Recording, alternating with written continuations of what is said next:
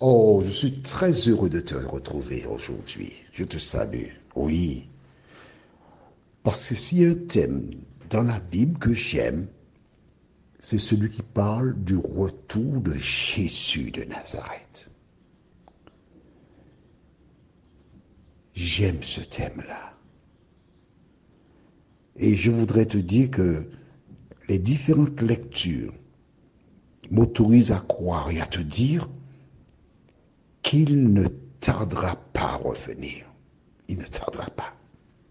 Aujourd'hui, nous verrons et ils séduiront. Juste avant, prions. Notre Seigneur et notre Dieu, grande est notre joie, car une fois de plus, nous découvrons que tu es avec nous tous les jours jusqu'à la fin du monde. Cet esprit, merci de nous rappeler que notre seule sauvegarde se trouve dans la lecture de la parole de Dieu. Aide-nous à l'appliquer dans nos vies, dans nos cœurs. Fortifie-nous et que jour après jour, nous puissions toujours nous tenir à l'ombre de tes ailes. Accorde-nous ta paix et ta grâce. Nous t'avons prié au nom de Jésus pour ta gloire éternelle. Amen. Tu as noté qu'il existe des versets entre Matthieu 24, verset 5, jusqu'au verset 10. Pourquoi nous ne les lisons pas? Tout simplement parce que je voudrais te montrer ceux qui sont indispensables, ceux qui sont fondamentaux, ce que le Christ a mentionné. Et dans ce chapitre, il fait allusion à une grosse attaque que le diable mettra en place contre toi.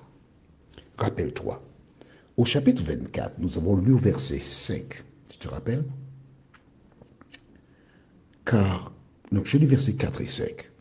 Jésus leur répondit, prenez garde que personne ne vous égare. Pourquoi? Il ajoute, car beaucoup viendront sous mon nom et diront, c'est moi le Christ. Alors ils égareront bien des gens. Il a dit au verset 4 et 5, il a annoncé que ce sera une grosse attaque de l'ennemi pour tromper les gens. Au même chapitre, versets 10 et 11, que dit Jésus? J'espère que tu as ton cahier de 300 pages et tu prends des notes. Versets 10 et 11. Alors, ce sera pour beaucoup une occasion de chute. Ils se livreront les uns les autres, se détesteront les uns les autres. Jésus dit que, avant ce retour, des personnes qui étaient bien, des personnes qui collaboraient, qui sortaient ensemble, qui passaient des moments en fin d'année, 24 décembre, 31 décembre, au réveillon, pour boire, manger, et qui s'entendaient, on est bien ensemble. La Bible te dit qu'à la fin du retour de Jésus, ces personnes se livreront les uns les autres, se détesteront les uns les autres. Tu as entendu ça? Il faut se détester.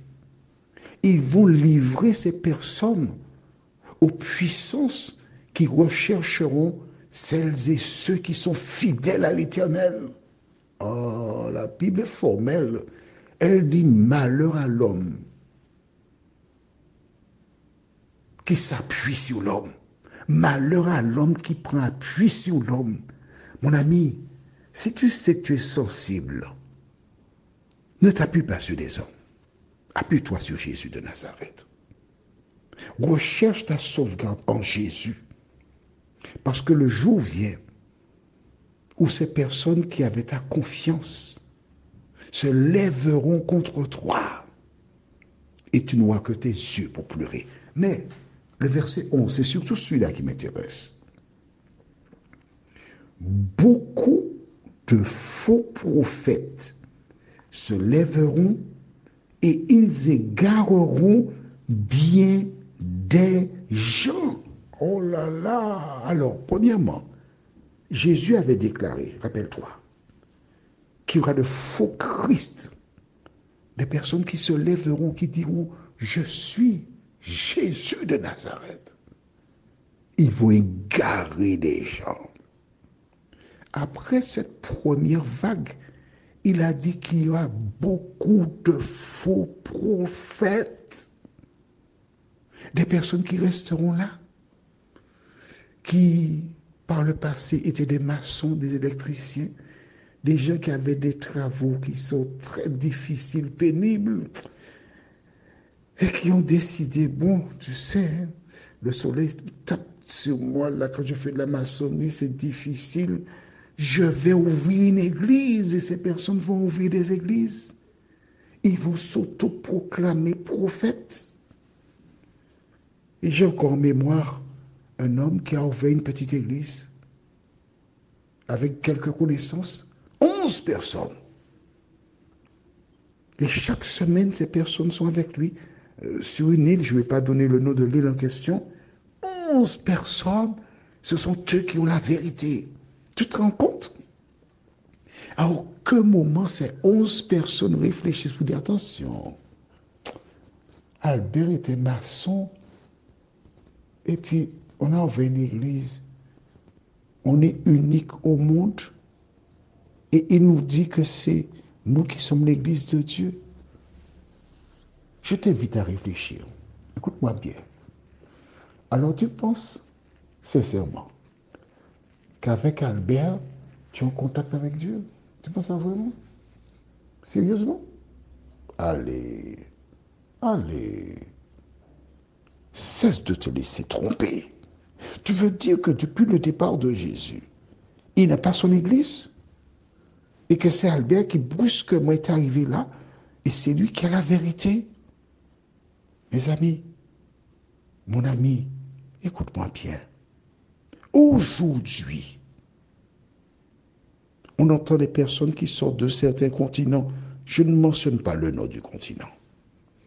Et ces personnes fondent leur église.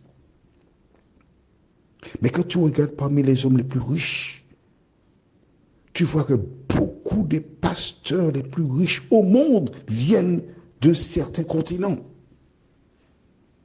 Un continent où les gens souffrent de la faim.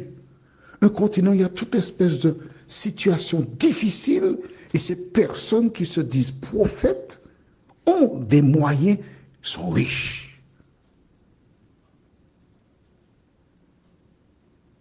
Écoute-moi attentivement. Qu'a dit Jésus à ses disciples? Ne prenez ni argent, ni or. Prenez un seul vêtement. Est-ce que ces pasteurs, ces prophètes correspondent à la description donnée par Jésus? Il te suffit de lire la Bible. Quand tu lis la Bible, tu vois ce que Jésus a dit. Et si tu rencontres des personnes qui font le contraire de ce que Jésus a dit, rappelle-toi de cette parole de Jésus. Celui qui n'est pas avec moi est contre moi. Alors dis-moi sincèrement, où te trouves-tu? Parmi les personnes qui se laissent égarer ou encore parmi celles et ceux qui veulent marcher d'après la parole de l'Éternel? Prions.